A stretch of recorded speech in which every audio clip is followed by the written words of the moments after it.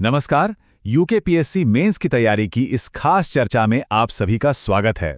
जो नया पैटर्न आया है उसको लेकर थोड़ी चिंता तो हो रही होगी, है ना? लेकिन बिल्कुल मत घबराइए। आज हम मिलकर एक ऐसी स्ट्रैटेजी बनाएंगे जो सीधा सफलता तक ले जाएगी। तो सबसे बड़ा सवाल यही है कि यूकेपीएससी मेंस का पैटर्न तो बदल गया है, अब सफलता कैसे मिलेगी? देखिए, ये एक चक्रव्यूह जैसा लग सकता है बिल्कुल, लेकिन हर चक्रव्यूह का एक तोड़ होता है ना? तो चलिए साथ मिलके उसी तोड़ को ढूंढते हैं। तो इस सफर में हमारे 5 मेन पड़ाव होंगे। सबसे पहले हम नए एग्जाम पैटर्न को समझेंगे, फिर बात करेंगे उन पेपर्स की जो असली गेम चेंजर हैं। इसके बाद देखेंगे कि एक परफेक्ट आंसर का ब्लूप्रिंट क्या होता है, फिर आएगी प्रैक्टिस स्ट्रैटेजी और आखिर में सफलता के लिए एक सॉलिड रोड मैप। तो शुरू करते हैं नए एग्जाम पैटर्न से। अब सवाल ये उठता है कि ये नया पैटर्न एक चैलेंज है या एक अपॉर्चुनिटी? सच कहूं तो ये एक बहुत बड़ी अपॉर्चुनिटी है। आइए देखते हैं कैसे।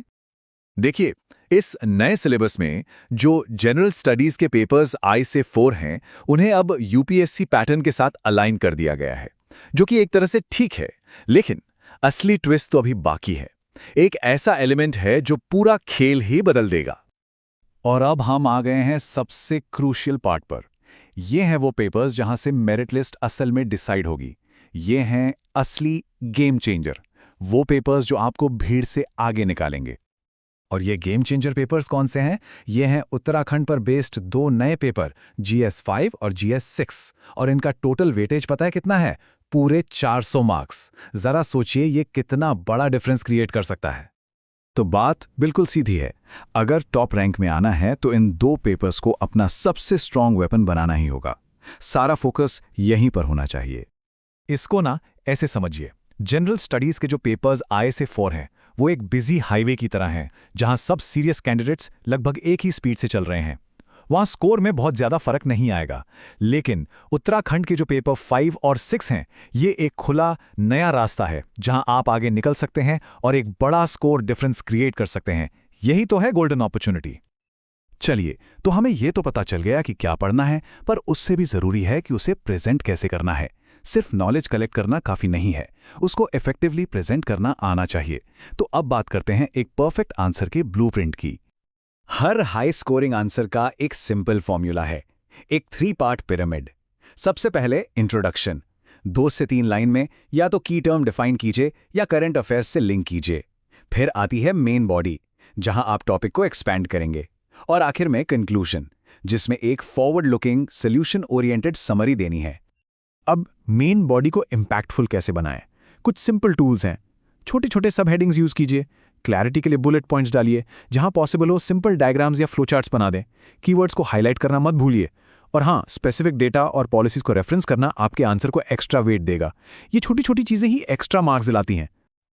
तो ब्लूप्रिंट तो समझ आ गया, लेकिन जैसे एक एथलीट सिर्फ रूल्स जानकर मैच नहीं जीत सकता, उसे प्रैक्टिस करनी पड़ती है। बिल्कुल वैसे ही यहां भी है।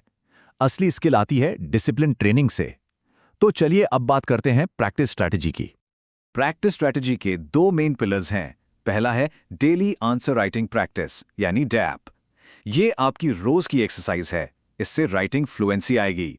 और दूसरा है फुल लेंथ टेस्ट्स, यानी FLTs। ये आपके लिए एग्जाम सिमुलेशंस हैं, असली मैच प्रैक्टिस। तो जैसा कि आप देख सकते हैं, दोनों का पर्पस अलग है। डेली राइटिंग से कंसिस्टेंसी और फ्लुएंसी बनती है। इसमें आप मॉडल आंसर से सेल्फ इवैल्यूएशन कर सकते हैं। वहीं फुल लेंथ टेस्ट से एग्जाम कंडीशंस का अनुभव मिलता है और इसमें एक्सटर्नल फीडबैक से स्ट्रैटेजी और इंप्रूवमेंट पर काम होता है। दोनों जरूरी हैं, एक के बिना दूसरा अधूरा है। तो अब सब चीजों को एक साथ जोड़ते हैं। यह सिर्फ एक स्ट्रैटेजी नहीं है, यह एक माइंडसेट अपनाने की बात है। अब एक स्टूडेंट की तरह नहीं, बल्कि एक एडमिनिस्ट्रेटर की तरह सोचना शुरू करना है।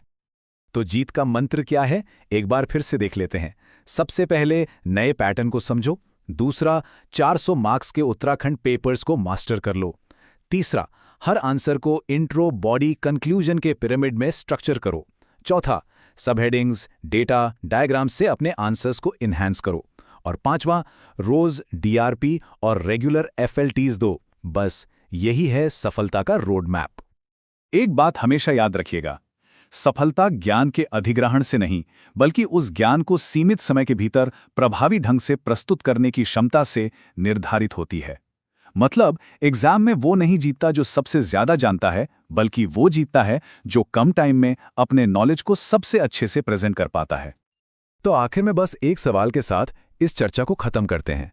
खुद से ये पूछना है, हम सिर्फ ज्ञान इकट्ठा करने वाले हैं या एक एडमिनिस्ट्रेटर की तरह सॉल्यूशंस प्रेजेंट करने वाले? जवाब खुद मिल जाएगा।